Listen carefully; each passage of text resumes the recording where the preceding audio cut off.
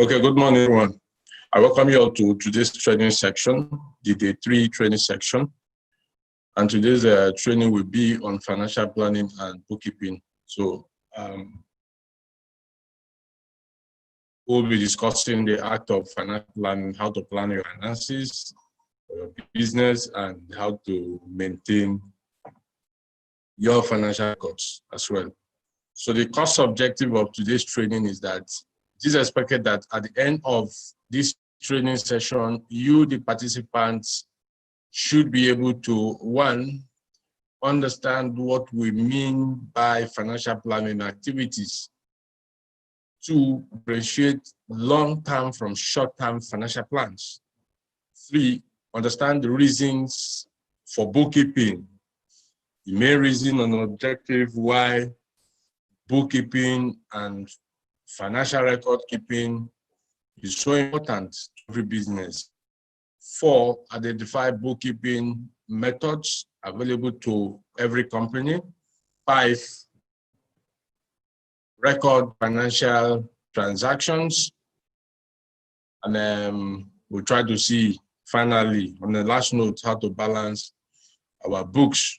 But even if we don't balance our books, I'll show you how financial reports look like, so that at least you should be able to generate some form of financial report for your business as time progresses. So these are the objectives for today's training section, and I will need your rapt attention. Let me start off by telling you this: that you can't run a healthy, successful business without having your books in place.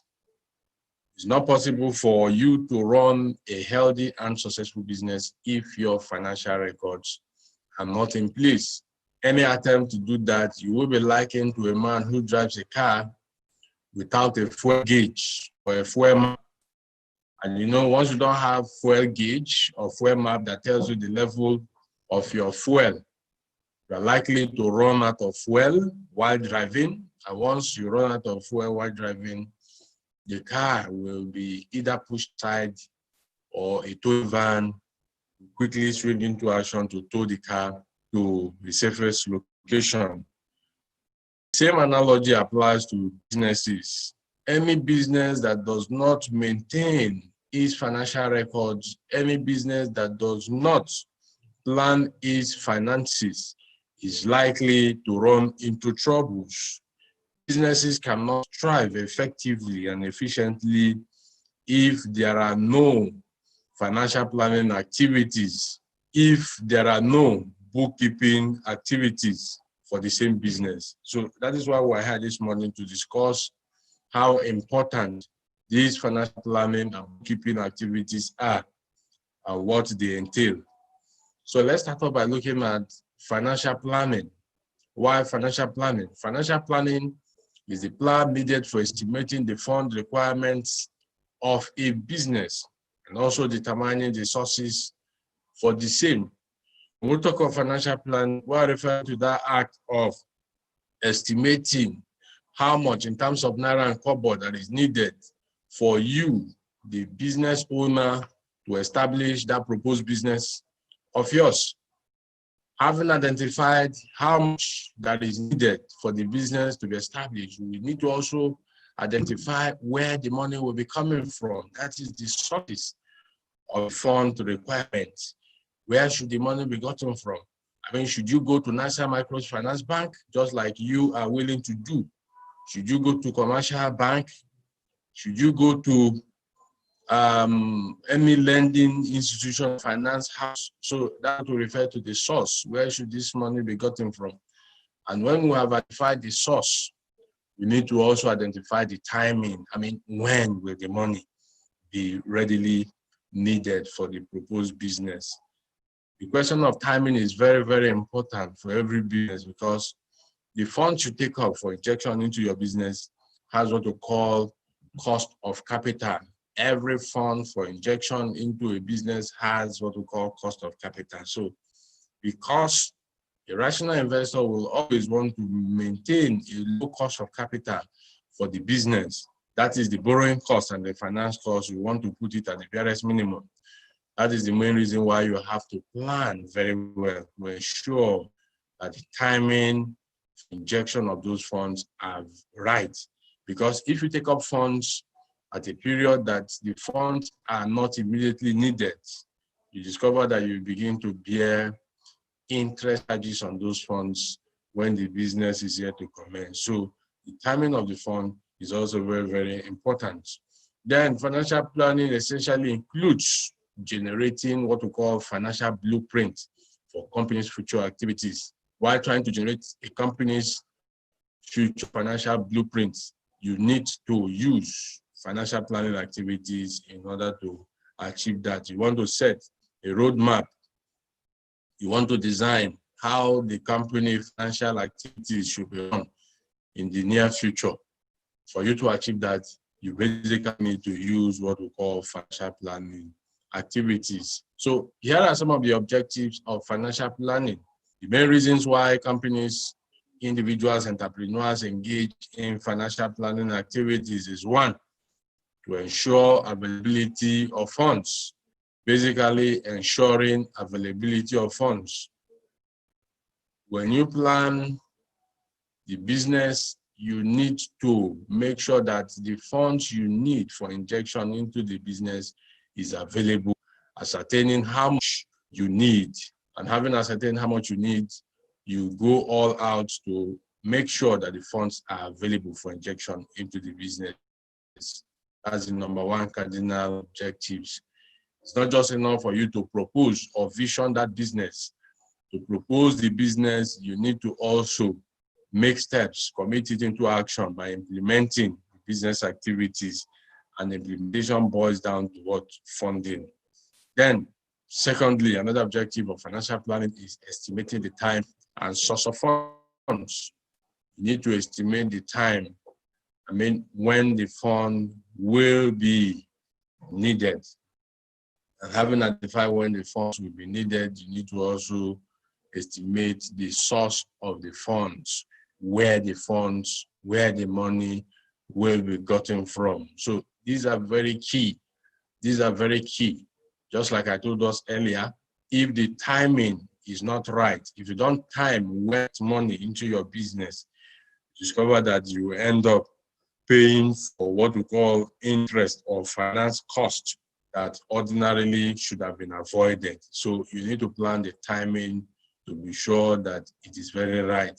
Then sources of the funds also, you need to also consider any of the sources that give you the lower or the lowest interest element, the best interest or finance charges.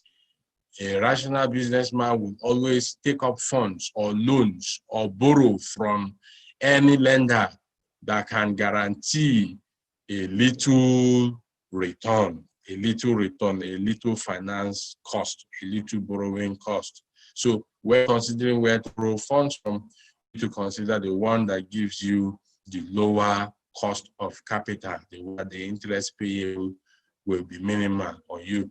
Then thirdly, generating a capital structure is one of the main objectives why financial planning is so important, to generate a capital structure for the business. What do we mean by capital structure?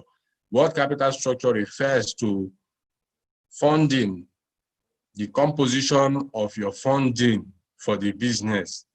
Every fund that is injected into the business is either contributed by the shareholders, that's the owners of the business, or it comes in as a loan, as a borrowing. So the split of the total fund requirement into a business between debts, the amount that is being borrowed, and equity, the amount that is being contributed into the business, is what we refer to as capital structure. So in deciding this, you have to be very careful, because if you do not plan your capital structure so well and you allow debts, that is loans, to be more than equity, it perpetually puts the business at risk of liquidation, risk of threat for takeover in the event that you fail to meet with your financial obligation to your lenders, those people who are provided you funding. So it's always good that while deciding your finances, while planning your finances, your capital structure should be such that the equity contribution, the amount being introduced by you, the shareholders, is always greater than that amount that is being borrowed, that is being taken as a loan. That's what I mean by generating a good capital structure. Then lastly, avoiding unnecessary funds. This is another reason, another objective why companies indulge in financial planning activities, to avoid unnecessary funds. Remember, I said earlier that every fund that is injected into a business has attendant cost of capital, what we call borrowing cost, finance charges, the interest you pay for taking up that loan. So in order to keep this interest minimal, bring it to the barest minimum, you need to ensure that you approach the lender, you approach the finance institution when the funds are immediately needed.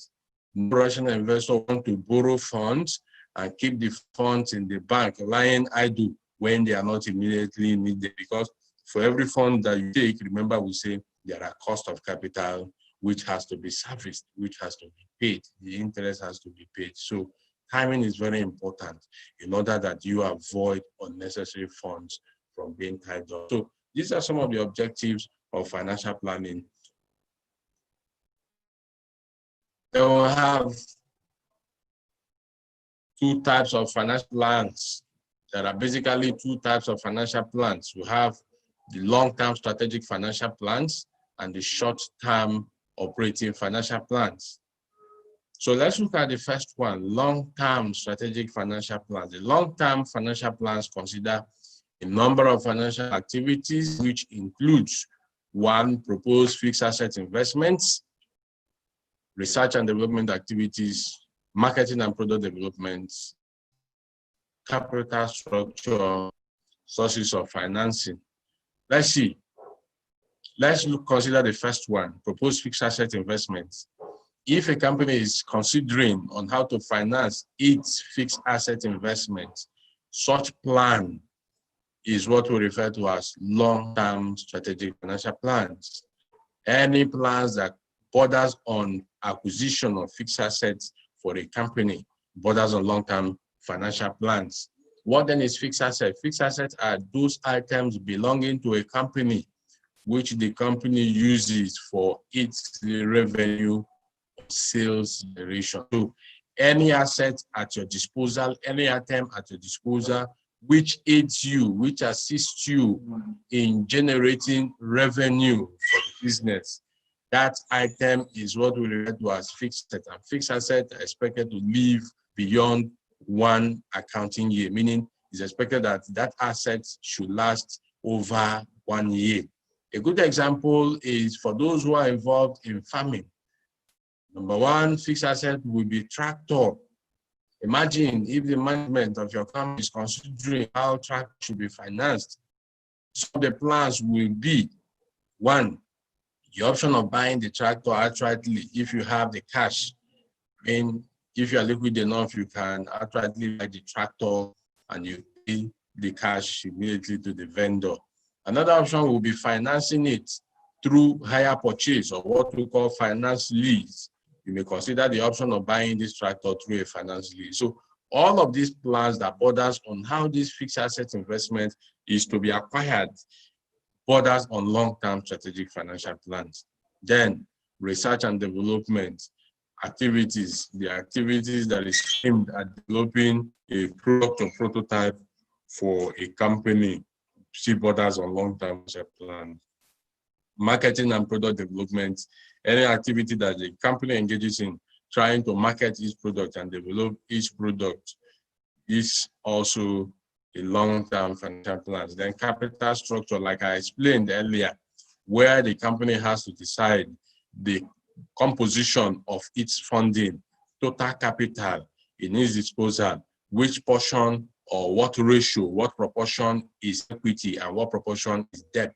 Remember I said earlier that while deciding the capital structure of a business, it is most appropriate that you ensure that the equity contribution by shareholders, I mean, the amount to be introduced into the business by you, the owners, and every other co-owner with you is always greater than the amount being borrowed. This gives you some leverage that the business is not put under risk of takeover in the event that you fail or default in repayment of loan you have taken, repayment of your debt. So capital structure, decisions that border on capital structure is a long-term financial plans.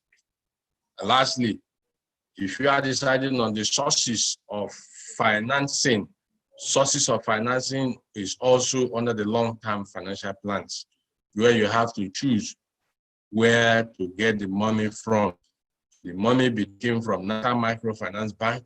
Should the money be taken from any commercial bank? Should the money be taken from any finance house or any money market bank, any money market? So at any attempt to take these decisions that borders on where the money will be getting from, I mean the sources, borders on long-term financial plans. So these plans are generally supported by a series of annual budgets and profit plans, meaning even as we have long-term financial plans, which spans for a period of 3 years and above, how do you know that a plan is of a long-term financial plan?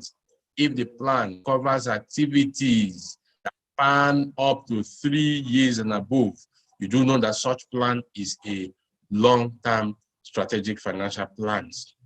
But if the period of the plan is not to 3 years, you know that such plan is a short-term operating financial plans. So even as you may want to draw up a long-term strategic financial plans for your business, for your intended business. It's also advisable that you also should have annual budgets, which will eventually translate the attainment of long-term financial objectives of the company. Then the second one after long-term strategic financial plans is the short-term operating financial plans. The short-term operating financial plans. Short-term operating financial plans specify short-term financial actions and the anticipated impact of those actions. And typically, they cover a 1 to 2 year operating period. Meaning, if a plan addresses concern of a business for just 1 to 2 years, you do know that such plan is a short-term operating financial plans. So you can see clearly that even with the period of the plan being shorter than the other one, you do know that this plan is of a short-term operating financial plan. It covers a period of 1 to 2 years. This chapter and the following 3 chapters focuses on these short-term financial plans. A good example of activities that aims at short-term financial planning is management of a company's working capital. What is your working capital? Working capital includes both a company's current assets and current liabilities. Example of your current asset could be your trade receivables, your inventories, your cash and cash equivalents. Let me take an example from the trade receivables. If you have trade receivables and you have clearly set out plans on how these trade receivables should be managed. Trade receivables are those customers who are owing you as a result of your business activity. In other words, we call them debtors. Those customers who have bought on credit and they are yet to make payments. These are debtors. So if your company is considering on how these debtors should be managed, such plan is referred to as short-term operating financial plans. The company may be planning on how many months should debtors be allowed to owe before they eventually pay. I mean, should debtors be allowed to owe for 1 month? Can the credit limit be extended to 2 months and all that? So these decisions that borders on the management of a company's working capital, what we call working capital, it refers to short-term operating financial plan. So like we said, if the period is so short that it ranges between 1 to 2 operating period, you do know that this plan is a short-term operating plan.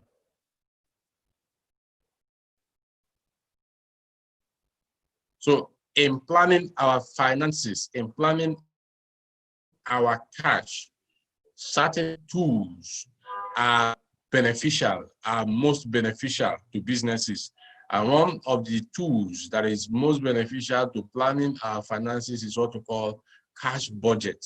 A cash budget. A cash budget is a statement of the firm's planned inflows and outflows of cash.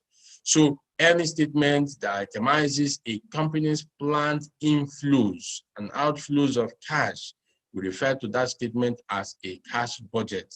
So when you prepare a statement that clearly shows how much in terms of income, your sales, cash sales that you have generated in any particular period, and also the statement shows how much you have expended in terms of expenditure, expenses, that statement is what we refer to as a cash budget. A cash budget. So cash budget is prepared basically to account for all cash sales and cash purchases of a company for a particular period. And cash budget can either be prepared either monthly or annually. Cash budget. So the emphasis here is that even as a company prepares its cash budget, it's estimated, it's expected that the cash budget should be in surplus. The cash budget that a company prepares is expected to be in surplus. Prepare your cash flow, ensure that it is in surplus. Do everything possible to ensure that it is in surplus. What do we mean by a cash flow being in surplus? A cash flow is in surplus if all the total cash inflows, that is the total cash collections into the business, exceeds total cash payments, meaning you collected more money than you have spent in the business for a particular period, maybe annually. So you ensure that at least the cash generation, cash collections are more than what you spend. This will help you maintain a very healthy liquidity position, a liquidity position in the sense that you always have cash at your disposal to meet up short-term debt and obligation when they eventually fall due. So always ensure that your cash budget is in surplus. A cash budget, if it's not in surplus, can also be in a shortfall, in what we call deficit. You may have a deficit cash budget. A deficit cash budget arises where your total cash outflow is more or exceed your total cash inflow. In other words, we are saying that the amount you have spent in a particular year is more than how much you have collected for that particular period. So no rational investor will always want a shortfall in cash budget, a deficit cash budget. It doesn't swell about the company. In fact, if you have a deficit cash budget, it suggests that your company may be struggling in terms of liquidity, in terms of meeting up its short-term debt when they eventually fall due. So the plan here is to ensure that our cash budgets are always in surplus, that the amount of cash generation is always greater than the cash expenditure.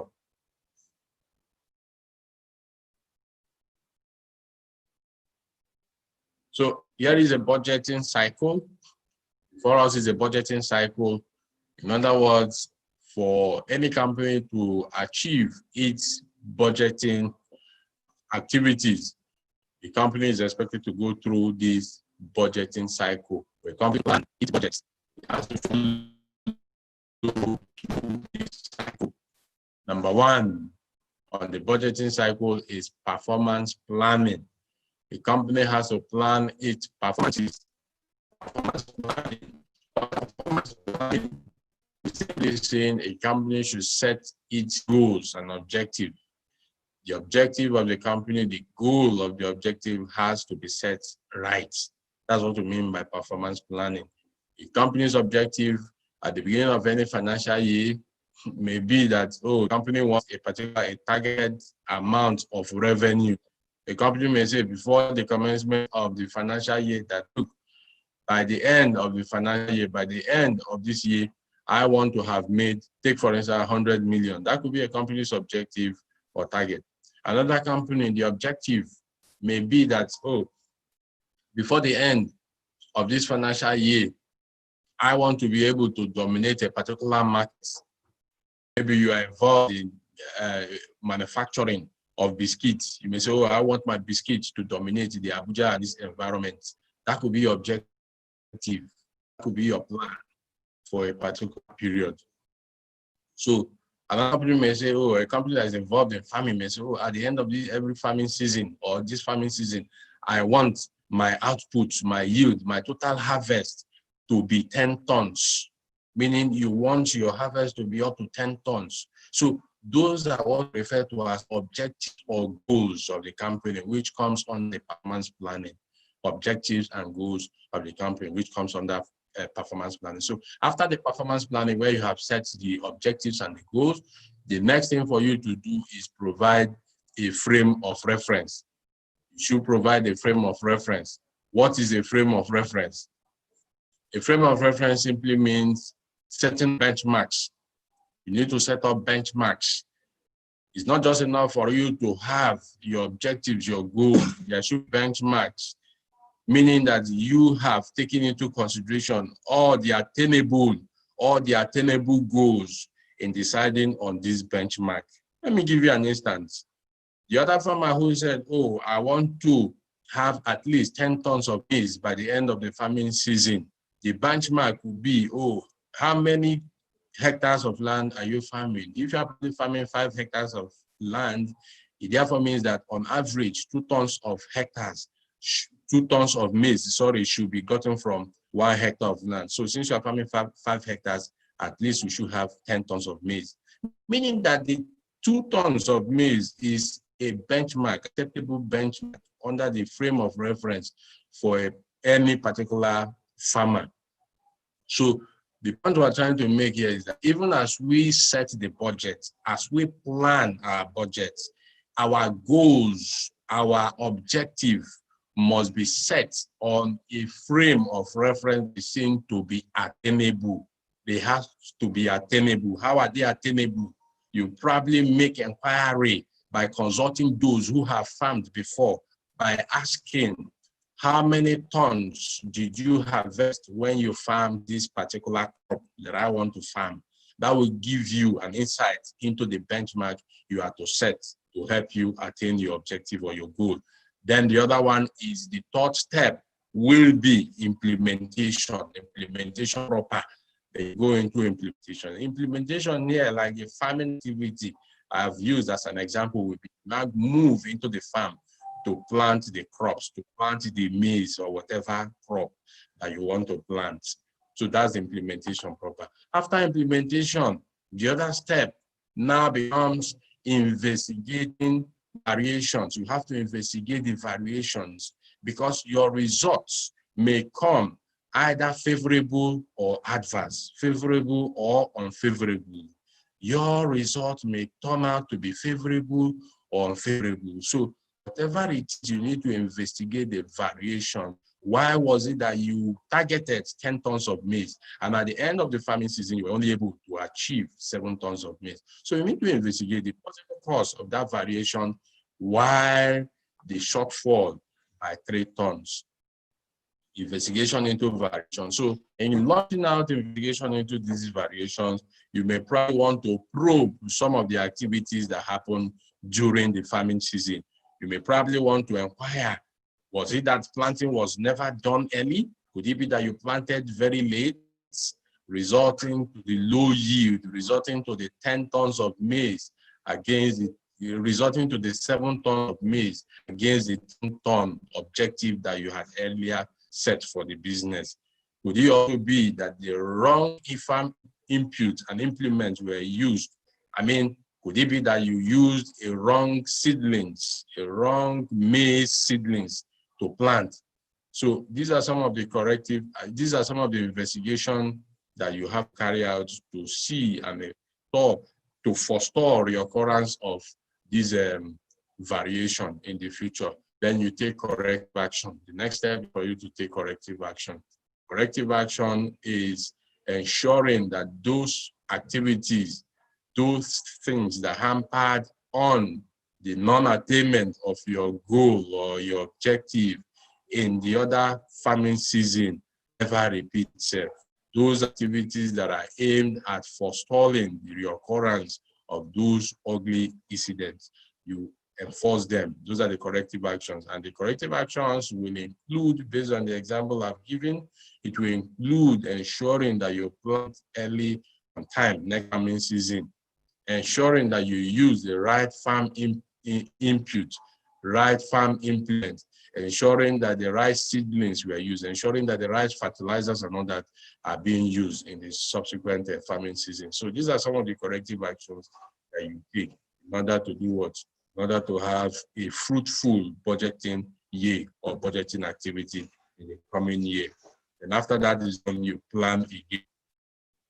Budgeting is a continuous process. So when we plan in a particular year and we take stock, we take inventory of our plan against the actual result, it's expected that we go back again and plan. So that's why we say budgeting is a continuous process which must be done repeatedly over and over again.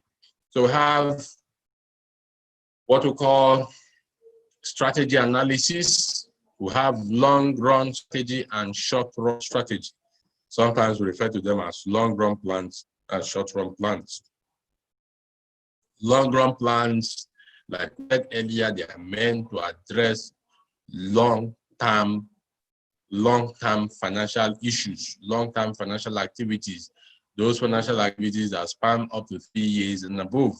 So any company that seeks to address such long-term issues, such long-term financial activities, the company is expected to use what we call long-run budget, meaning prepare your budget for a period that is so long to address these issues, these financial issues you are meant to confront.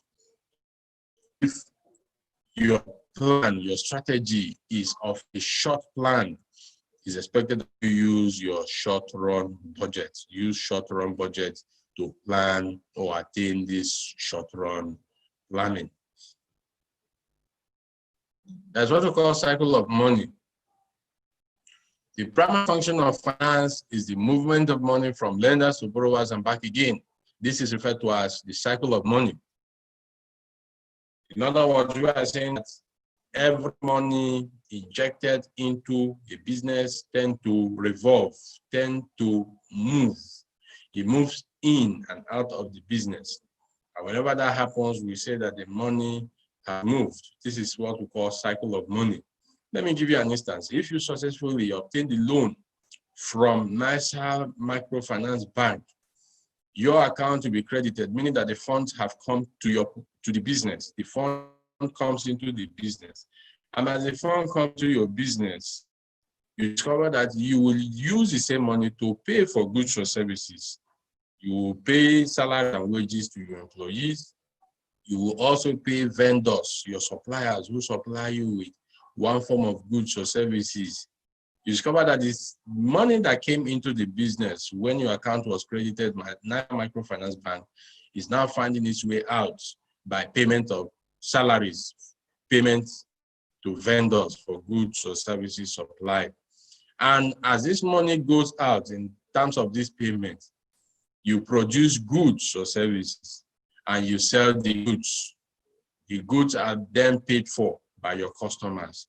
Once these customers pay for these goods or services that you have produced, you discover the same money, the same fund returns back to the business. So the same cycle is expected to continue as far as the business is in operation. That's what we call cycle of money.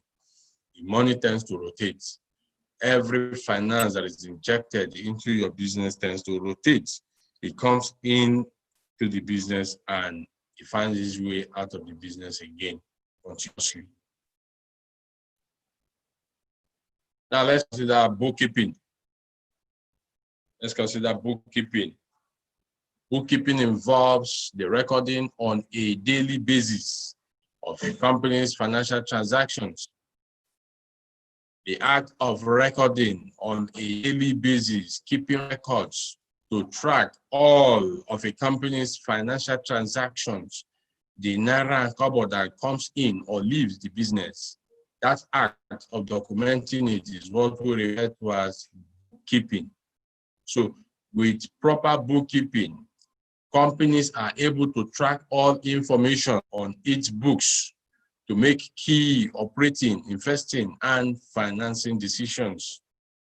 Bookkeeping is so important that if you don't have your books in place, remember the analogy I gave you at the beginning of this class, you will be likened to the man who drives a car without a fuel gauge. And when you drive a car without a fuel gauge, you can imagine what will happen. Your fuel is bound to finish. Your fuel is likely to finish any moment.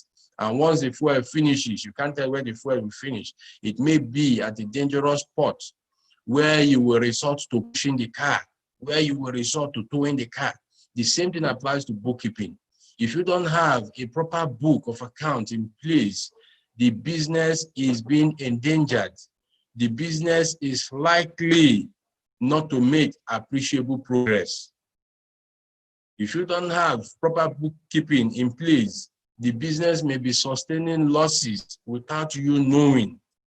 So that's why we said bookkeeping is very, very important for every business establishment in order for them to excel. Bookkeepers, who are they? Bookkeepers are individuals who manage all financial data for companies. Those individuals who manage the financial data, like the account clerk, the bookkeepers, the accountants, account professionals, and finance experts.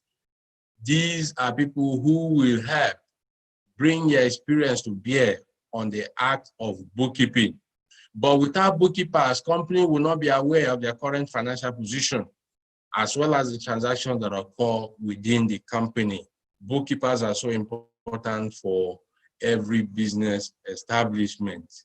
But the thing is, if you consider your business to be so young and you cannot have the service of a bookkeeper, well, there are ways you can maintain your financial records independently. Before the end of this training session, I will show you how to maintain your financial records, how to keep books of account independently.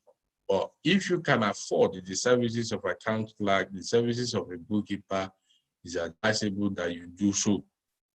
So here are the importance of bookkeeping. The main reasons why companies indulge in bookkeeping activities. Number one, bookkeeping provides a reliable measure of a company's performance.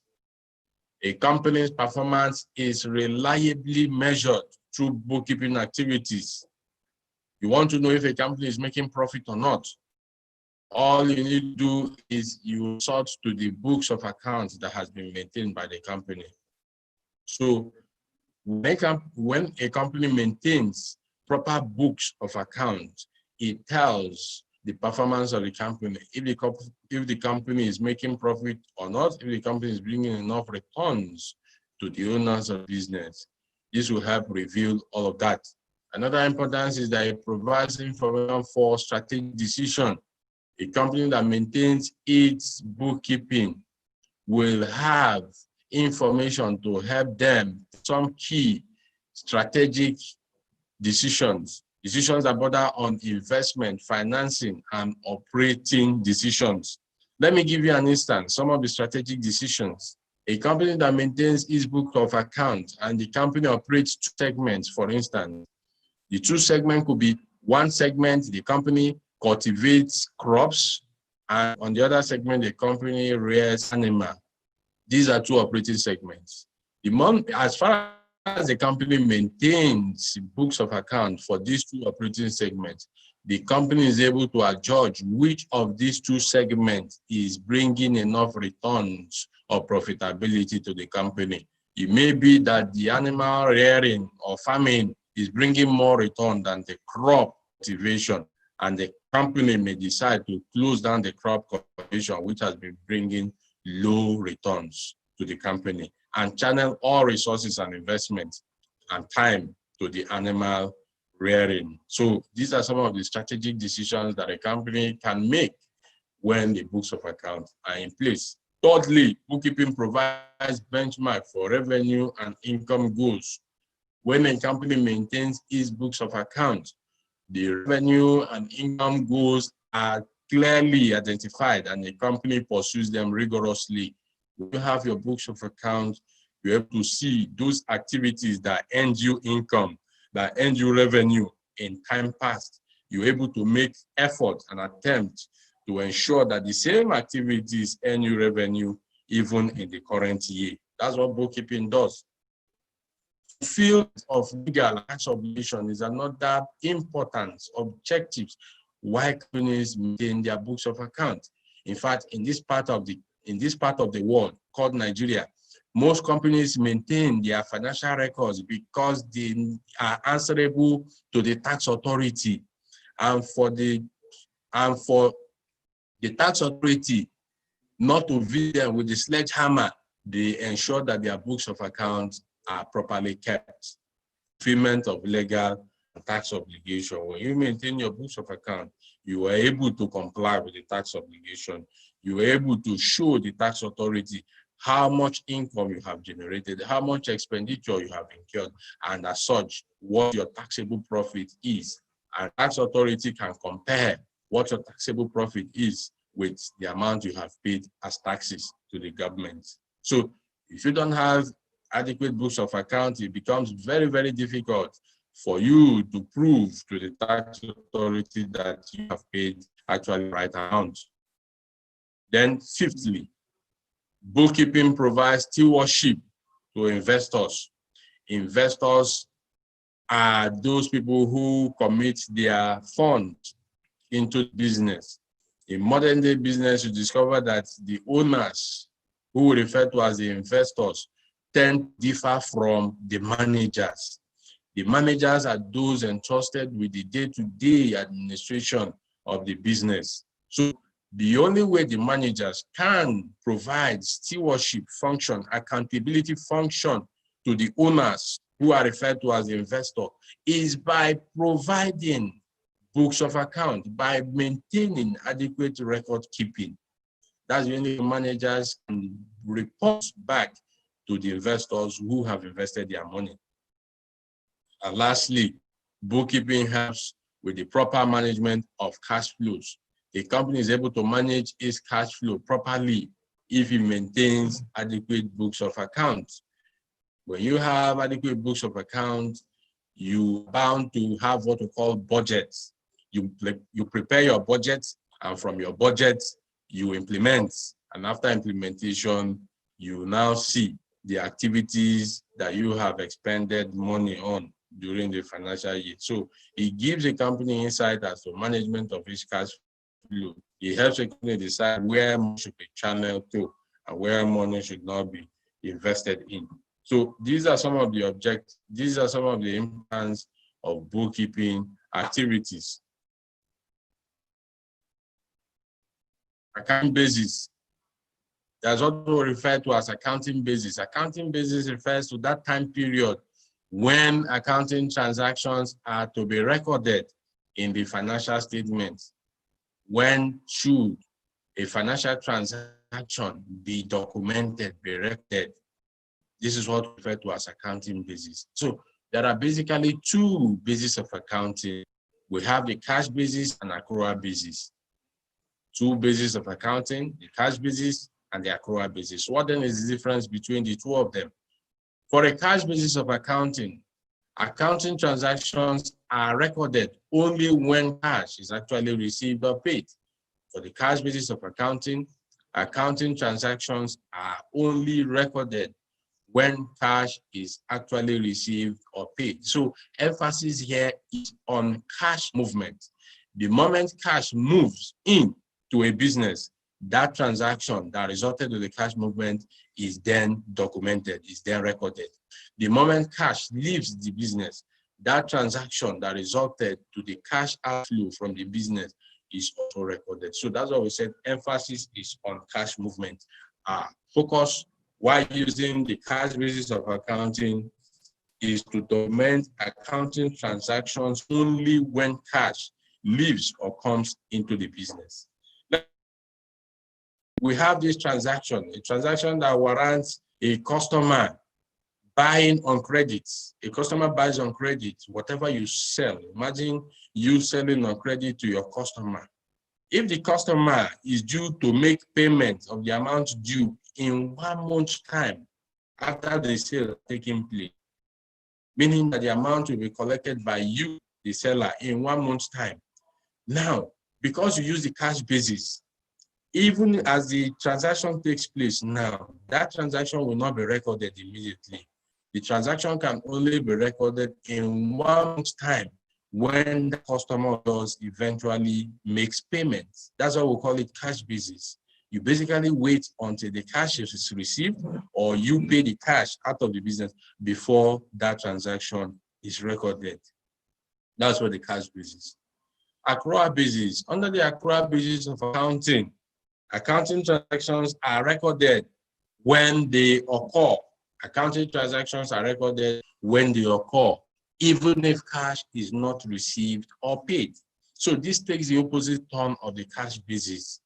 On the accrual basis, you discover that transaction takes place, even if that transaction has not been paid for, you still go ahead and record the transaction, provided the transaction, has occurred. So emphasis here is on the occurrence of the transaction in question. The same illustration I gave you. Imagine if you sell the same goods to customer and the customer will make payment in 1 month's time to you. The question is, has the transaction occurred even as you are yet to receive payment? The answer is yes. For you to allow any customer go with your goods or services, receive your goods or services, it means you have provided the actual service, the transaction has occurred. So it's expected that under the accrual basis in this example, that sales transaction has to be recorded even as you are yet to receive the money. This is the accrual basis. Emphasis is on the occurrence of the transaction, not merely on whether the cash has been received or paid. That's the accrual basis. Now let's consider this example before us. You purchase 100 units of a product and you will pay for it next month. You have bought 100 units of product and payment due for next month. Under the cash basis of accounting, because we said in the cash basis of accounting, transactions are only recorded when cash moves. So in this case, because these things have been bought on credit and payment is due to be made next year, it means that cash is not moving anytime until next month. In that instance, no transaction will have to be recorded under the cash basis. We'll rather wait until 1 month's time when the payment is made before the accounting transaction is then recorded. But under the accrual basis, even though payment will be received next month, but for the fact that you have taken deliveries of these 100 products, it's expected that you account for that purchases.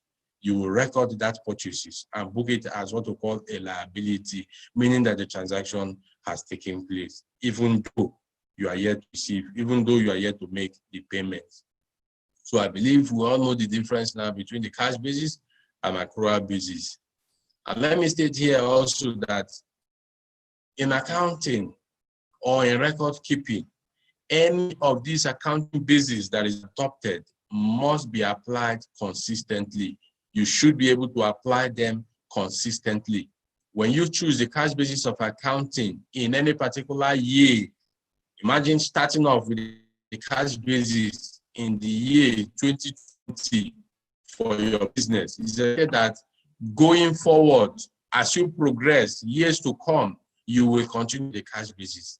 If you choose the accrual basis for accounting in your first year of preparing your financial statement, it's expected that other years to come, you will continue with the accrual basis of accounting. So in accounting, we do not allow the switch, deliberate switch from one accounting basis to the other. You cannot use cash basis this year and next you want to use accrual basis. That is totally forbidden. Any attempt to do that, to switch between accounting policy, will cause the financial statement to be incomparable, meaning comparability becomes a question. So it's advisable that any of these accounting policies that is adopted should be applied consistently. Now, methods of bookkeeping. There are various methods of bookkeeping. We have the single entry bookkeeping method and the double entry bookkeeping method. Remember, towards the beginning of this session, I told us that The services of bookkeeper or account clerks are needed. But in any case, if you, the business owner, cannot afford the services of account clerk, I will show you how to maintain your books of accounts. I'll show you how to maintain your records. The simplified way of maintaining accounting record or your bookkeeping activity is what we call single entry bookkeeping. Under the single entry bookkeeping, the bookkeeping is straightforward. It's a straightforward method where one entry is made for each transaction in the books. So when a company uses the single entry bookkeeping method, the company tries to keep transactions straight. The transactions are straightforward. The bookkeeping is straightforward. The documenting processes are easy and straightforward. I give an instance how to maintain bookkeeping in its simplest form. You may have your businesses, and even without any knowledge of accounting, you may open a hardcover notebook that enables you to record all transactions. If you make sales for a particular period, you record it in your book, the book you have opened or you maintain. If you make salaries, if you make payments for salaries, you document it also in the same records that you have opened. If you incur every other expenditure line, you also document them in the same books that you have opened, so that at the end of the accounting period, it will be clearly shown how much you have spent on each of these expenditure lines, or how much you have generated on each of the revenue earning activities that you have. So that's single entry bookkeeping. You can maintain the books yourself, where you have to document all transactions, be it sales or purchases in any particular year. Another way of maintaining your book, financial transaction in a simplified way, is also by having what we call analysis column cash book. Analysis column cash book is usually sold at these stores, the bookshops, where you have this analysis column cash book. And each of these analysis column cash book have several columns. That's why it's called column cash book. The columns, you document all the expenditures and all the sales that you have. You may decide to document your sale activity in a particular column. You may decide to document your salaries and wages on the other column. You may decide to document your transport expenses in the other column. You can document your utility on the other column, so on and so forth. So that at the end, when the year comes to an end, or at the end of the reporting period, you can quickly sum all the total for each of the columns to know how much have I spent on salaries, how much have I spent in total for transport, how much have I spent for utility, and how much in total have I generated as income. So these are some of the simplified ways that you can maintain your books of account, even without engaging the service of an accountant.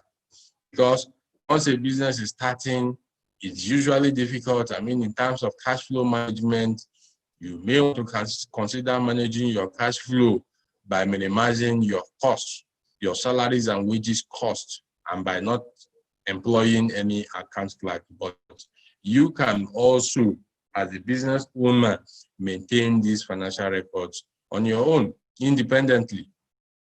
Another way also of maintaining a single entry bookkeeping is when you cut checks to vendors, your suppliers, you fill out the check stub, the small leaf still left in the booklet. You fill all the details of the payment on that check stub, such that at the end of the financial year, the check stub can be handed over to a financial consultant, be it an auditor or a qualified chartered accountant, who then produces your financial report that you have maintained, or from the hard notebook you have documented all your accounting transactions. So these are some of the simplified ways that bookkeeping activities can be maintained. Then the second method of bookkeeping is the double entry bookkeeping method. Double entry bookkeeping is more robust. This is more robust than the single entry bookkeeping. Under the double entry bookkeeping, it follows the principle that every transaction affects at least 2 accounts, and they are recorded as debits and credits. So under the double entry bookkeeping, one transaction will give rise to 2 entries in your record. The first entry, we'll call it the debit entry, and the second entry, we'll call it the credit entry. So imagine selling a bag of cowpea, that's beans, for 20,000 naira. The transaction is one, which is just the sale of your cowpea. But you can see on the screen that we have 2 entries, the debit entry and the credit entry. So when a company uses double entry bookkeeping, that's why it's called double entry bookkeeping. Double entry upon one transaction. The company will have to record that transaction in the debit and also in the credit. And those who can use this double entry bookkeeping are those who have knowledge of accounting, those who have knowledge of bookkeeping. Once you don't have the knowledge of bookkeeping or accounting, you can also learn it, but people consider it to be a little bit complex. But in actual sense, for most robust, most multinationals, they use the double entry bookkeeping to ensure that their records are straight. Accounting systems. Accounting systems are designed to collect, document, and report on financial transactions affecting business. Accounting systems are designed to collect, document, report on financial transactions affecting systems. So when you set up any system, any processes that helps you to collect, to document, and to report on your financial transactions affecting your business, those processes, those systems is what we refer to as accounting systems. So we have basically 2 types of accounting systems. We have the manual accounting system and we have the computerized accounting system. The manual accounting system is that accounting system where accounting transactions are being processed by hand. So if you manually record your account transaction by using hand, you use hand to record your accounting transaction either on the analysis column cash book you have bought, or on the hard note cover book you have bought. For the fact that you are processing this accounting information by the use of hand means that it is manually done. It is a manual accounting system. The other one is the computerized accounting system. Under the computerized accounting system, financial information is recorded by entering it into a computer. You rely on the help, the use of computer for you to record your accounting transactions. So you may have some people install Excel spreadsheet, where they go into the system anytime a transaction occurs, they go into the system, they document it, they book it. Some people may also install what we call accounting softwares that helps them also document and record the accounting transactions. Accounting software like Peachtree, Sage, QuickBooks, Tallies, and the likes. So because these are done using computer systems, we call them computerized accounting systems. So I know you agree with me that the computerized accounting system will tend to be more efficient and more effective than the manual accounting system, because it has been said that anything that involves manual intervention will definitely be prone to error. So when accounting transactions are manually recorded, there is bound to be error in it, meaning that the financial report that the company may produce may not be accurate enough. But once it is prepared with the use of computer, with the use of systems, Though errors are not totally eliminated, but they become minimized. You can minimize your error with the use of computerized accounting system. The data tend to be reliable, more reliable than the manual accounting system. Now, even as we say, yes, computer systems are more reliable, it doesn't totally preclude them from having some form of error. Computer systems, there's what we call GIGO, garbage in, garbage out, meaning the information you feed into the system determines the output that the company brings out. So if a wrong information is fed into the system, it obviously means that the system will generate a wrong or inaccurate financial report or financial data. So even as we use systems which has been adjudged to be more reliable than the manual one, it's expected that as the manual interventions are done, as this data is being keyed into the system, into the computer, at least they should correctly keyed into the system to ensure a more reliable output when the information is eventually generated. Accounting systems. There's what we call GAAP, generally accepted accounting principles. All accountants use the same set of rules to prepare financial reports.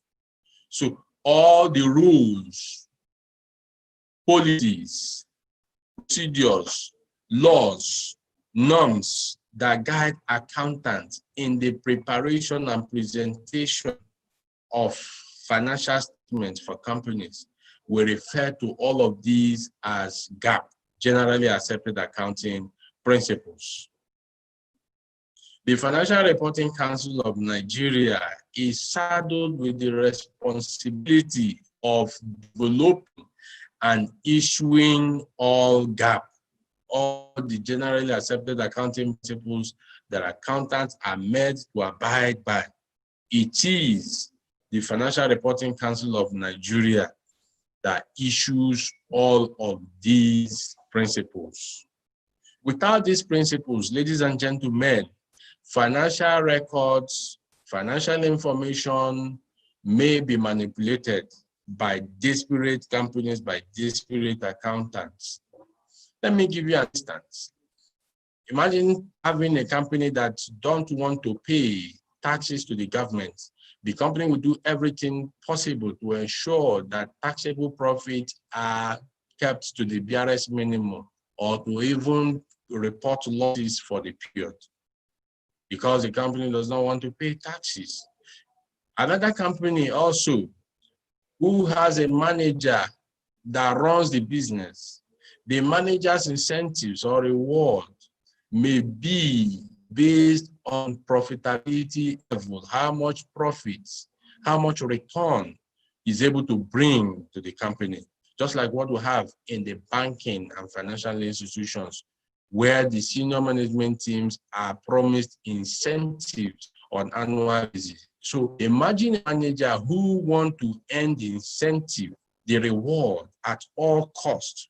Such manager may be tempted to prepare the accounts, to manipulate the account in such a way, such a manner that profits are reported.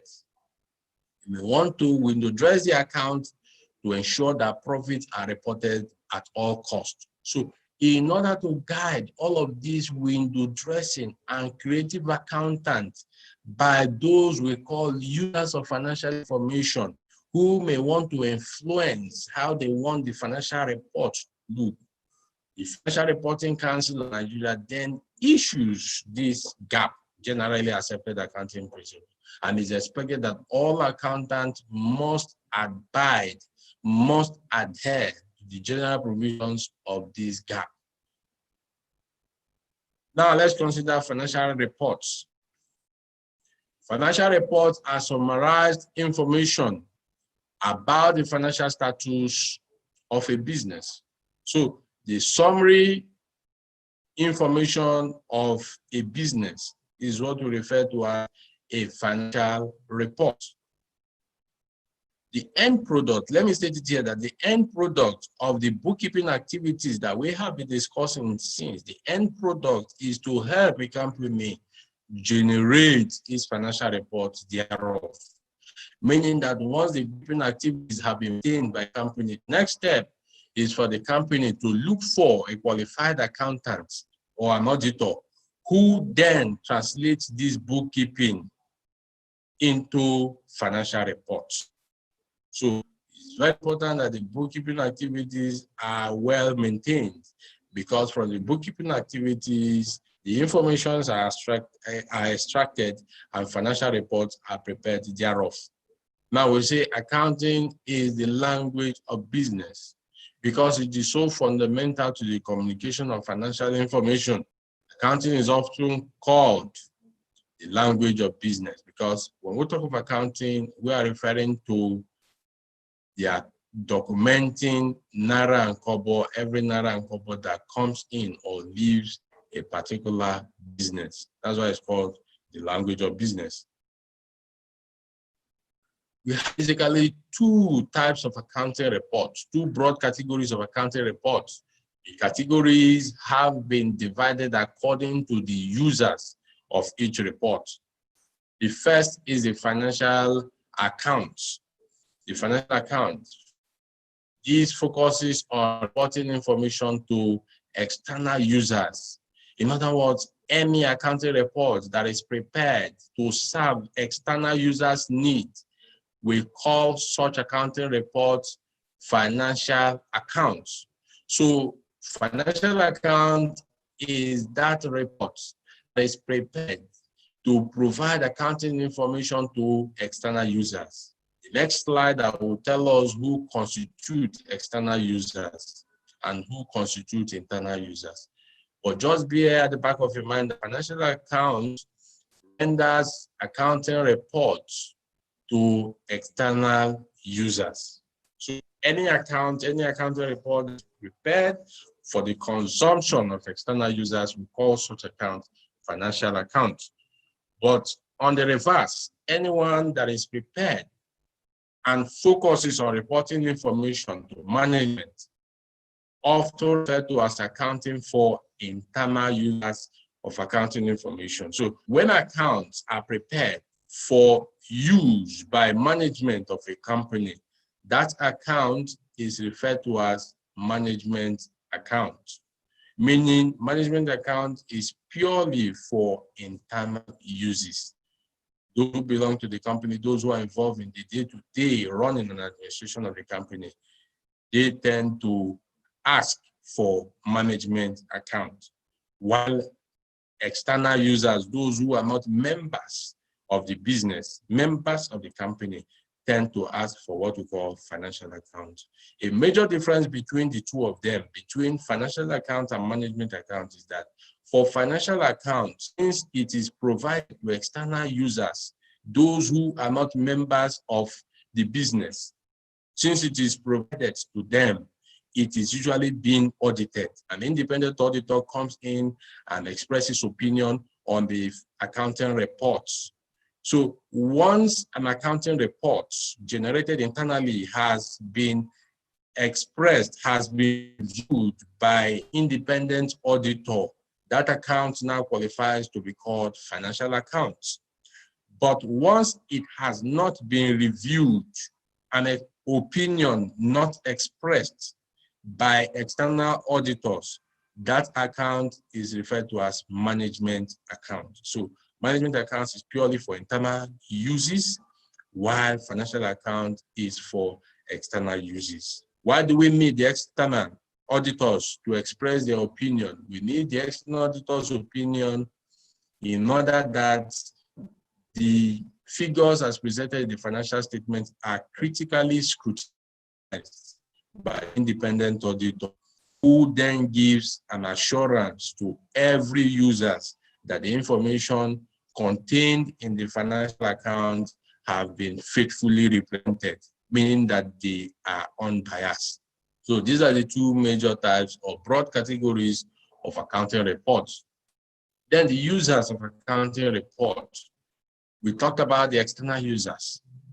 External users are individuals outside the business who have an interest in the business. So anybody who is outside the business, but in one way or the other has one form of interest in your business, such person is considered to be an external user. Examples of external users of financial reports are: one, government. Government is a clear case of a user. Government in the sense, like example of government agencies could be FIRS, Federal Inland Revenue Service, FCT Inland Revenue Service. Imagine if you are involved in insurance business, Nikon will be a government agency that will be interested in your accounting reports. If you are involved, engaged in banking activities, CBN, Central Bank of Nigeria, will also be interested in your financial reports. So these are some of the government agencies that will have one form of interest or the other in the company's accounting report. Then we have the general public. General public also are outsiders, externals who are also interested in the financial statement of certain companies. The companies that provide the accounts or the accounting reports to the general public are the PLCs, public companies, those companies that are quoted on the floors of the Nigerian Stock Exchange. So for any company that's quoted on the floor of the Nigerian Stock Exchange, its accounting report is meant to be public. It's only hosted on company's website, it's hosted on the Nigerian Stock Exchange website and all that. So the general public. A good example of those companies that are public in Nigeria are Dangote PLC, Julius Berger PLC, Zenith Bank PLC, Seplat Nigeria PLC, so on and so forth. So because they are PLC, public companies, public limited companies, their accounts, their accounting reports are made public. Then civil societies also, depending on their interest, they may have one thing or the other to do with the accounting report. Civil societies may be interested in your activities, and because of that, they may want to see the accounting report that your company has prepared. Then lenders, we all know who a lender is. Those who lend you money, those who will lend you money. A good example in this case is Nice Style Microfinance Bank. If you succeed in securing the loan, Nice Microfinance Bank becomes a lender to you. And these lenders, such as Nice Microfinance Bank, will be interested in your accounting reports. At periodic interval, they will call your accounts to see how well, how far you have managed or grown the funds that have been provided to you. And Nice Microfinance Bank can only ask for your accounting report during the period of your repayment, meaning that if you repay the amount that you owe the lenders, they have no business with your accounting report. It's only at that point where you are owing them, they will require your financial accounts to be submitted. Then those we consider to be internal users. Internal users are individuals inside the business. Those individuals who are inside the business. Examples of them are shareholders. Shareholders are owners of the company, like you listening to this session, this training session, because you are aspiring to launch your business or take your business to the next level. You are either a potential shareholder or an existing shareholder. So you are internal user, you are a member of the company.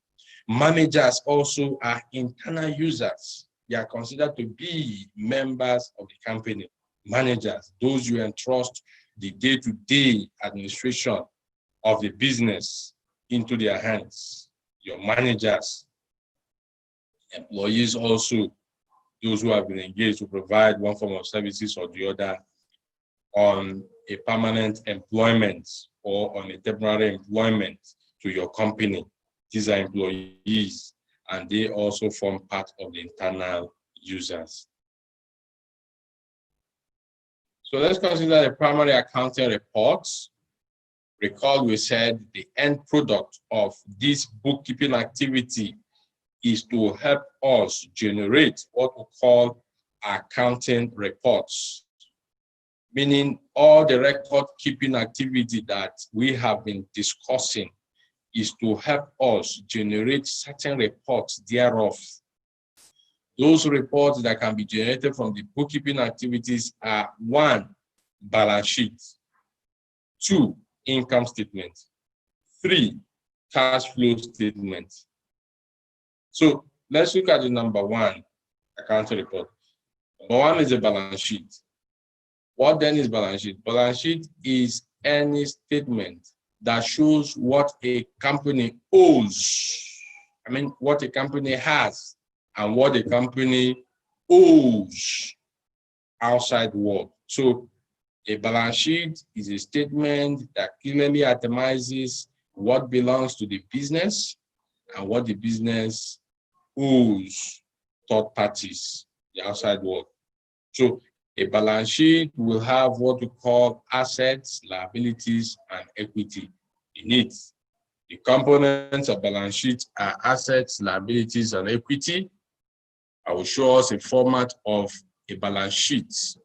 Few slides away from here, I will show us a format of a balance sheet and the components of a balance sheet. So when a company prepares this balance sheet, it's expected that the balance sheet must be balanced. That's why it's called a balance sheet. It has to be balanced.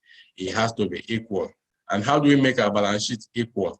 Liabilities and equity put together must give you the same value as your assets. So assets is equal to liabilities and equity put together. Let me give you an instance.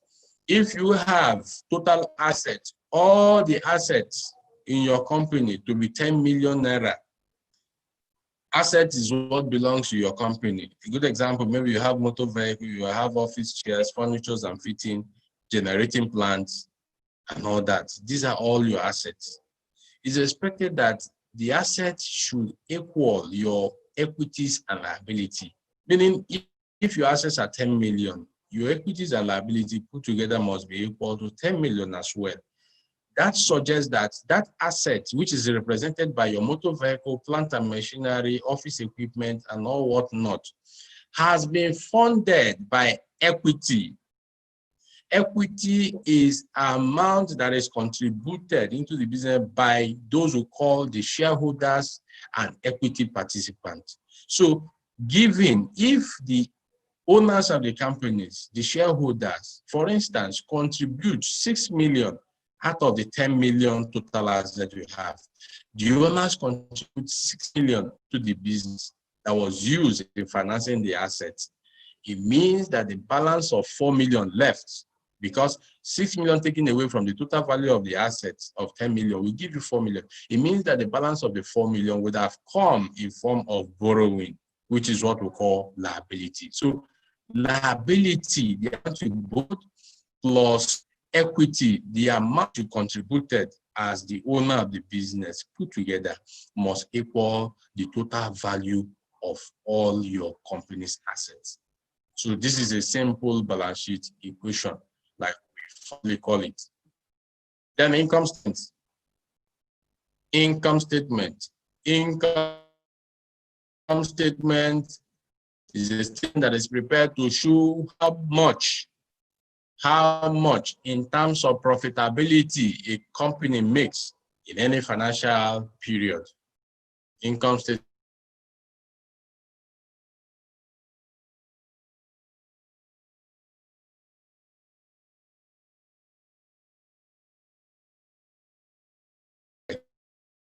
So sales minus expenses will either leave the company with either profit or loss for a particular period. Company with either profit or loss for a particular period. When is it a profit? It's a profit where the total sales collection by the business exceeds all the expenditures it made during the financial year as a profitability. But if, on the other hand, all the expenditures made in a particular year is greater or exceeds the sales value, it means the company has recorded losses for that particular period. So don't forget that income statements are prepared basically to show the profitability level of a company, to show if a company is making profit or not. Then the third primary accounting report is cash flow statement. Cash flow statement is a statement that highlights a company's liquidity position. When cash flow statement is prepared, the essence is to show how liquid a company is.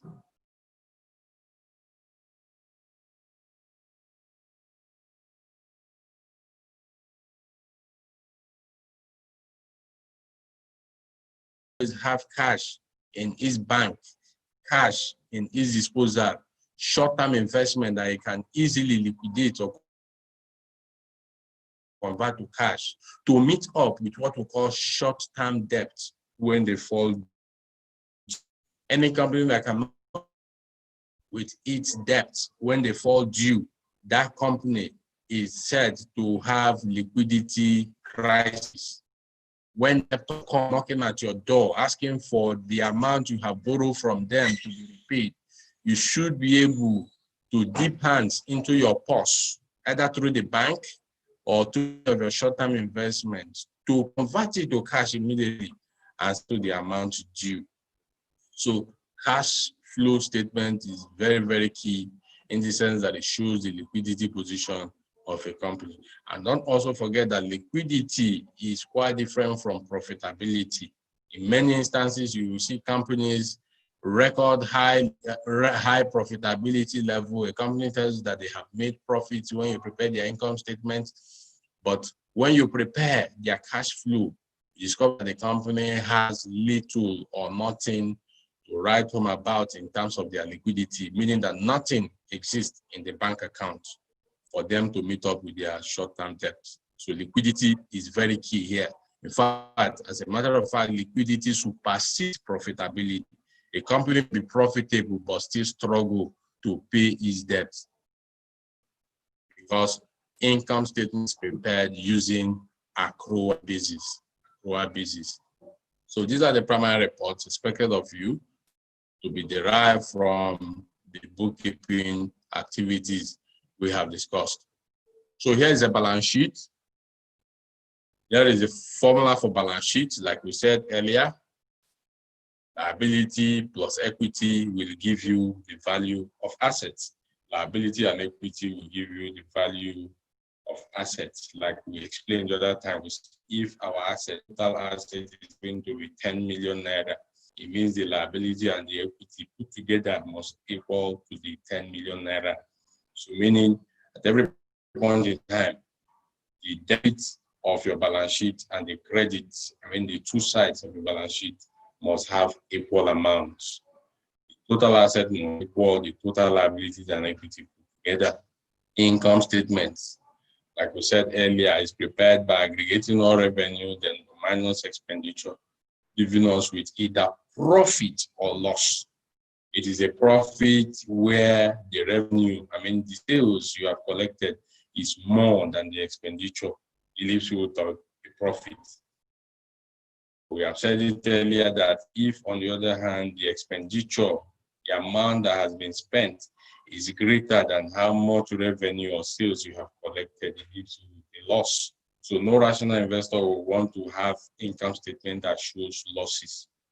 So we plan to make profits. That's the whole essence of being in business. And part of the ways of making profit is to cut avoidable expenses. We totally limit avoidable expenses and unbudgeted expenses. Any expenses that is unbudgeted and is also avoidable for the business, is expected that we do what? We do away with them. So here is a sample of a balance sheet. This is what a balance sheet looks like, the format of a balance sheet. If you look at it critically, you see that we have the left column and the right column. Under the left column, you will see assets. This is represented by assets. And assets are categorized into two.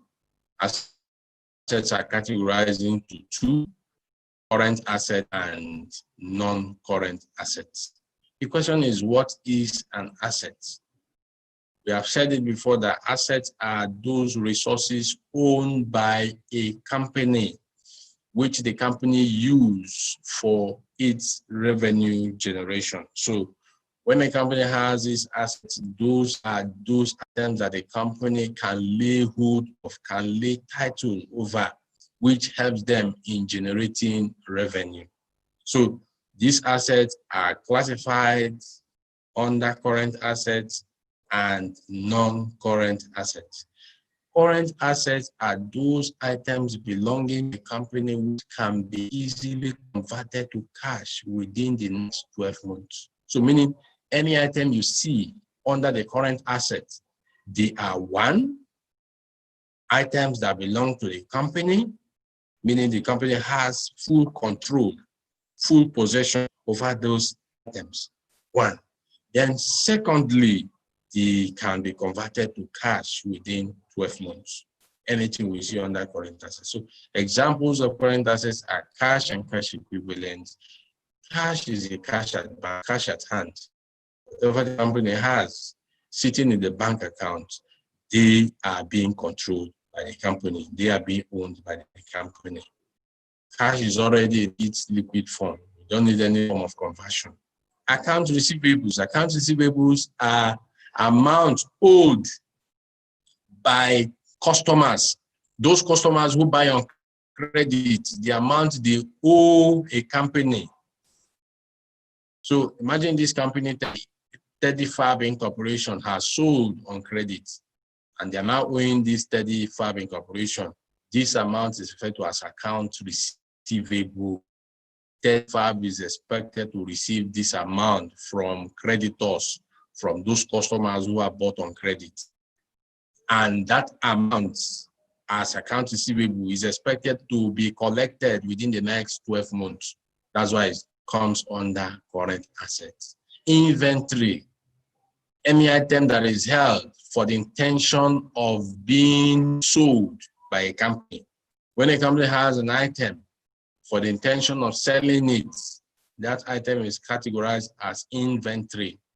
So it comes under current asset because it's expected that this inventory, the stocks, we call them stocks, these stocks, these inventories are expected to be sold within the next 12 months. That's why we categorize them under current assets. Prepaid expenses, payment in advance. When a company pays for expenses in advance that the company has not enjoyed goods or services for the amount paid, we call them paid expenses. In some instances, you will see companies pay for 2 years' rent. The company pays for 2 years' rent at once, maybe due to demands of the landlord. So at the end of year one, you discover that year one rent has been utilized, but that of year two has not been utilized, even though it has been paid for. It has not been utilized. So in this case, you see the company treated that rent, the amount paid for year two, which has not been utilized. The company will treat it as prepaid expenses, meaning payment in advance. Then the other type is investment. Any investment of a company that has maturity within 12 months comes under current assets. When a company has investment that is due to mature within the next 12 months, a company may have, take for instance, treasury bills or government bonds that are due to mature within the next 12 months. It's meant to be capitalized, it's meant to be categorized under the current assets. Now, the other type of assets other than current assets is what we refer to as non-current assets, meaning that they are non-current. And for an asset to be a non-current asset, it means that the value of that asset may be recovered over one accounting year, over 12-month period. So when a company has an asset under its non-current assets, it means that the value can be recovered over 12 months. A good example is lands, buildings, motor vehicle, plant and machinery, office equipment, so on and so forth. These items belonging to the customers which cannot be converted to cash within the next 12 months. In other words, they are non-current. They are durable in nature. They last for a longer period of time, and they are used for generating income to the company. The other type of non-current asset is what we refer to as intangible assets. Intangible assets are identifiable non-monetary items that has no physical substance. So when a company has identifiable non-monetary items without physical substance, which it uses for revenue generation, we call that intangible assets. Example, what are those items that cannot be seen, felt, or touched, which generate revenue for a company? They are referred to as intangible assets. Example is licenses. Imagine a company having a license. The company buys a license, a fishing license. The fishing license cannot be seen, it cannot be touched, it cannot be felt. But the fishing license helps in revenue generation for the company. And as such, it is classified as intangible assets under the non-current assets. So this is all for the assets. Let's shift focus to the right column, which contains the equity and liability. Under the equity and liability, we have the current liabilities. Under the current liabilities, they are amounts that the company owes third parties, which is expected to be settled within the next 12 months. So if the company owes anybody, owes any party, and that payment is due to be made, to be settled by the company to those they owe within the next 12 months, such transactions are categorized under the current liabilities. Examples is accounts payable. When a company buys on credit, the company is paying its suppliers. The company will book it under its accounts payables, meaning that the amount is expected to be settled within the next 12 months. Note payable, I mean any liability of a company that the company is meant to settle within the next 12 months. Accrued expenses. Accrued expenses are services received by a company which the company is yet to pay for. For instance, a company may receive services from its employees, the year comes to an end, or the salaries or wages have not been paid. So it's only natural or normal that they are booked as accrued expenses, showing that the company has received the services but is yet to pay for it. Deferred revenue. If a company receives revenue, but has not supplied the goods or services attached to such revenue recognition. In that case, that amount will be treated as a liability, deferred revenue. Then long-term debts, we call them non-current liabilities. Non-current liabilities are a company's indebtedness to third parties which cannot be paid within the next 12 months. Imagine if you're able to obtain the loan from NASA Microfinance Bank. That loan will be treated because the repayment period for that loan is over a year. Maybe you may be given 5 years, 6 years, 7 years by now to repay the amount. Because you have a longer period to repay that amount is treated as long-term loan under non-current assets. Then finally, the last section of the balance sheet is what we refer to as equity, shareholders' equity. Those account balances that belong to owners of the companies and the shareholders. A good example is ordinary share capital, profit, retained profit or losses. Then the next statement, format of statement, is the income statement. Just like we can see income statements, the income statement aggregates all revenue and all the expenses. The sales, you can see all the sales accounting for the revenue is broken down into the revenue line items. Client service revenue, book sales, professional consultation, and all that. So it's expected that when you carry on activities that earn new revenues, it's expected that those activities should be disclosed independently on the face of the account so that anybody using this account will see those activities that earn you revenues independently during the expenditures. Under the expenses, as you can see, we have wages, salaries, marketing and advertisement, rent, utilities, so on and so forth. So all expenditures that you incur for the purpose of generating the revenue as being presented in the account, you're expected to categorize them line by line on the face of the account. So at the end of the year, you discover that expenses are taken off or deducted from the sales, which leaves us with profits before tax. And thereafter, we pay taxes to have profit after tax. So if you also observe carefully, you will see that this income statement has two columns. It has 2 years. The 2004 year, which is considered to be the current year, and the 2003 year, which is considered to be the comparative year. So when you prepare accounts, it is very, very natural that you present both the current year being considered, in this case, which is 2004, and the comparative year, which is 2003. The essence of having a comparative figure like this of 2003 is to help users of financial information make adequate predictive decision. Anybody who looks at this financial statement for the 2 years will want to see whether revenue has grown from what it was in 2003 to what it is in 2004. They also want to see if profit has also grown from what it was in the year 2003 and what it is now in the year 2004. So it's always advisable that you present the comparative figure. There are components of accounts. The basic unit of accounting is an account for general ledger account. It is a unit of information that represents business records, meaning we have 5 types of accounts. For every account that is prepared, you are to use any of these 5 components: assets, liability, equity, revenue, and expenses. So in preparing the balance sheet, the first 3 components are useful.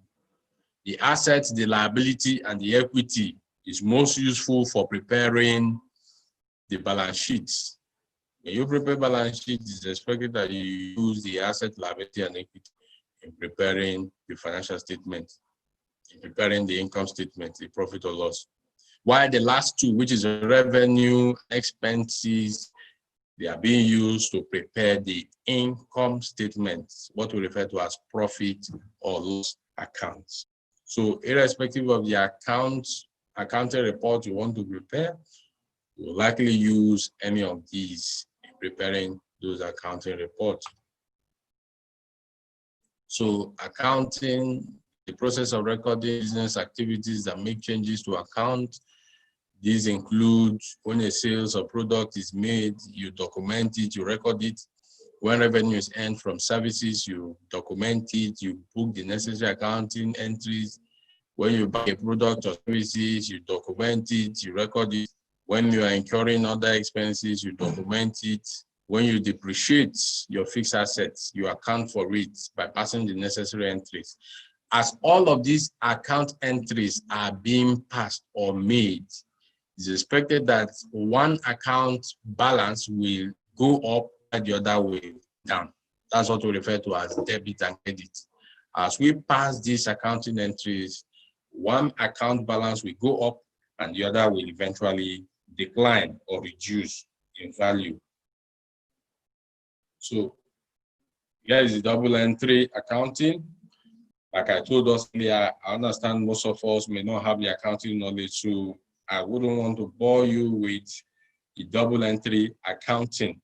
Like we said, if the simple bookkeeping method works for you, like we have discussed, you are advised to use that to maintain your account. Or if the double entry bookkeeping method works for you, either as an accountant or somebody you are employing to manage your account functions, you can also use that. But the rule of the double entry is such that whenever a transaction occurs, a particular account is debited and the other is credited. the other is credited.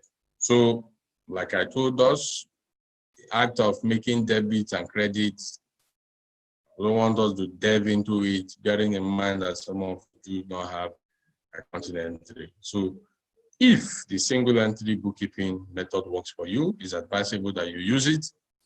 If it's a double entry, you can understand it, understand the whole act of debit and credit, or you can afford the services of an accountant or accountant or a bookkeeper, telling them to use these debits and credits, the double entry method. But remember, whichever that works for you, it's expected that you use it and use it wisely. So on this note, ladies and gentlemen, I want to thank you for your audience, and the floor is now open for questions. Let's have your questions, your observations, your comments.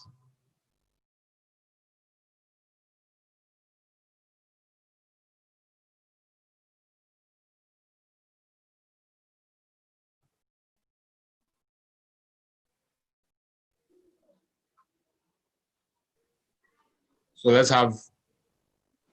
have your questions, your comments, your observations. If you have any, indicate by a show of hands so that we can unmute you, or you can unmute yourself.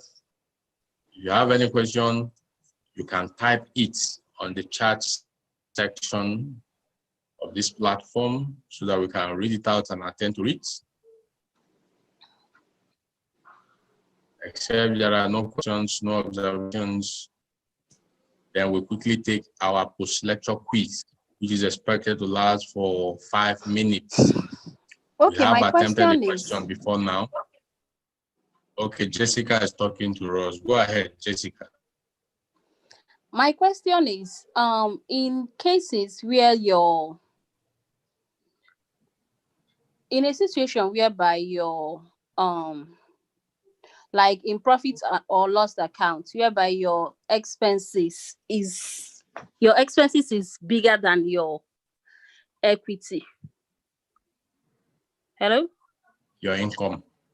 Yeah, it's bigger than your income. Expenses is bigger than income. Yeah, that's your income. Your expenses is bigger than you made a loss. Your expenses is bigger than your income. Right? So what are the possible solutions? What will you now do in order to make it? Because from what you said the investors wouldn't want to trade with you. That's if you have a loss. If you made a loss, that's your expenses is bigger than your income. So what are the possible solutions to that? Okay. Thank you, Jessica, for the question. See, the loss making, most times when businesses set up in their earlier years of operation, losses are inevitable. I'm sorry to tell you this, losses are inevitable. It is only on the pieces of paper that we see proposals. When somebody gives you a proposal, it suggests that this business is profitable, is going to bring enough returns. Then the moment you venture into it, boom, discover that this project will have to make losses for a while before it stabilizes and turns into profit. Why some people are even lucky, depending on the type of business they choose, and in their first year they're already making profit. So losses on its own is not a big deal, but identifying the possible causes of the loss and addressing them, just like you have asked. There are various reasons that can cause losses for a company. Number one, if your product pricing is not appropriate. Your product pricing, if it's not appropriate, then you are bound to have losses. Imagine something you are supposed to sell for 10 naira, you are selling it for 15 naira. It means the price has been hijacked. Prices have gone up, meaning your prices will be too expensive, and that can put off customers from buying from you. Also, if the prices that is meant to be 10 naira you have set your price to be 7 naira. Instead of selling at 10 naira, you have set it to be, instead of 10 naira, you have set to be 7 naira. You discover that you will make enough revenue. And when you don't make enough revenue, you struggle to meet up with your cost. You can't service your cost. So you clearly see that pricing is very, very important. Wrong pricing can cause a company to make losses. When your price is too high, customers run away from you.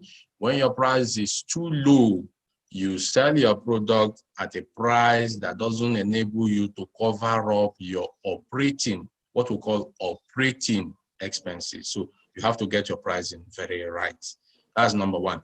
Number two, cost mismanagement. Cost mismanagement. You have to manage your cost very carefully. Manage your expenses very carefully. Ensure that it is only the expenditures you have budgeted for that you spend. Sometimes you may budget for expenditure and something crops up.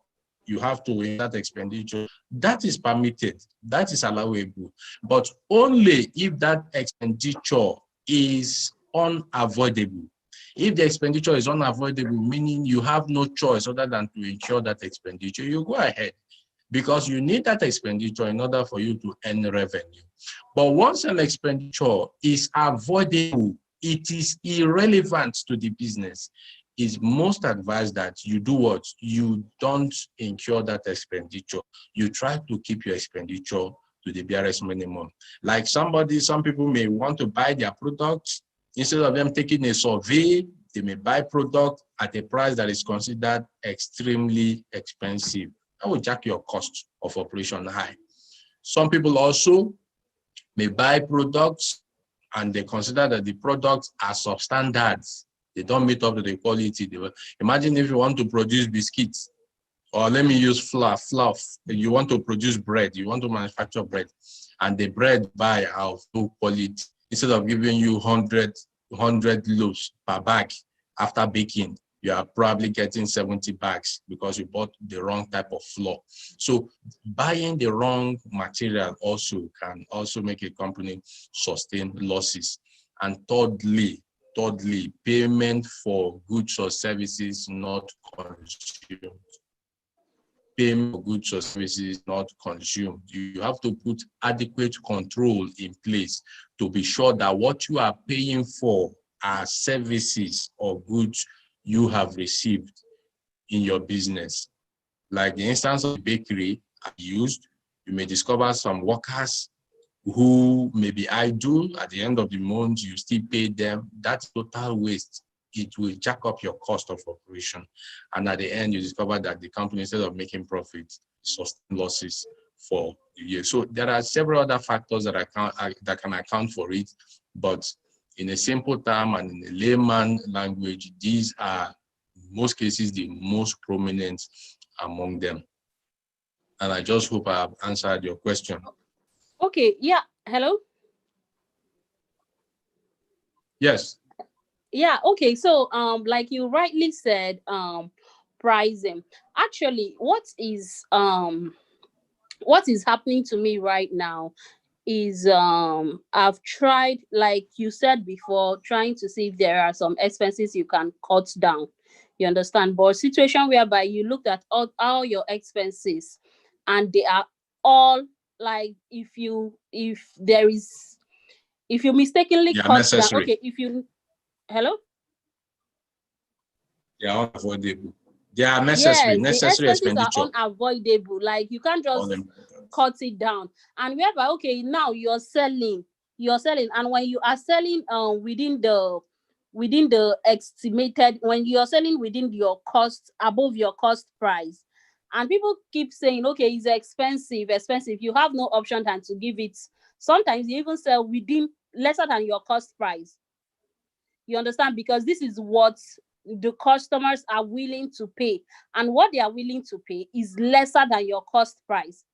Now, what you have to do, what situations like this, you just it becomes so frustrating, because you tried so much to see if there is a way you can cut down your expenses. So, but there is no way you can cut down your expenses, and the consumers are not willing to buy at the current price at your uh, I don't know. I don't know. Yeah, The thing is just I the thing understand. there is I that understand. it's really frustrating. It's really frustrating. But maybe like you rightly said about your cost per head. You understand? Probably you're buying it expensive. As you're saying this thing now, I think maybe you're getting it expensive, thereby making your own cost price to be Yes, high. very high. Yes, very high. Okay, so I would suggest that you review your pricing. If you are not the only one who sells that product, meaning that other persons, forces of demand and supply, would have established the amount that, like now, forces of demand and supply for a loaf of bread is 400 naira averagely in Abuja. Meaning, if you sell for 500, it means you are bringing something extraordinary, Yeah. different from what other people already have in the stores. Yes, in the stores. So the prices in most cases are already determined by the forces of demand or supply. So asking you to increase your price, customers will complain, just like you said, they are already complaining. The problem is most of us businessmen or women, we don't undertake what we call feasibility study. Feasibility study is so important. You may see a business, you say, oh, this business, it looks profitable. But when you venture into it, only for you to discover that that business actually was not as profitable as you had imagined. So that's what feasibility study does. Feasibility study will help you look at that business critically to ascertain if it is profitable. Is it profitable to the extent that it can cover all your operating losses? So in this part of the world called Nigeria, when you ask people, oh, do a feasibility study, they see it, oh, the consultant want to make money for himself. You understand? So these are some of the issues that we have. Then again, your cost, you need to control your costs. It could be that you are paying some people who are probably idle. It could be that maybe the job that 2 people can do, you probably have 4 persons doing it and allowing for idle time and wastages. So these are some of the review mechanisms that you may put in place, you understand? And most importantly, you block leakages. You block leakages. You put control in place to help you block leakages. It is very important. We had a situation where a customer ran to us and said, look, the boys are eating me. My business is okay, no problem. All the activity, all the locations, 3 locations in Abuja, we went, instituted control, deployed software, administered the software, had control over the software. And after 1 month, all the 3 accountants in the 3 different locations had to resign. Why? Because all the loopholes have been blocked and there were no possible way for them to pay far from the business. So these are some of the controls you can install. You can observe the business. You can get somebody to help you look at it. If you can't, you can talk to your account or finance consultants to see if they can help you, you understand, look at these things, so that they can give you the advice that will help the business and stand a test of time. Thank you. All right. Any other question? Any other question? Okay, if there is no other question, have you shared? If there is no other question, the quiz, post-lecture quiz has been shared on the group, on the platform. So it's expected that you attempt. It's also on the Zoom platform. Attempt it and return your answers to us within the next 5 minutes. You have 5 minutes because these were the things you did before the lecture commenced. And some of you I saw already scored very high. So make attempts now so that we see if there is any improvement is your performance.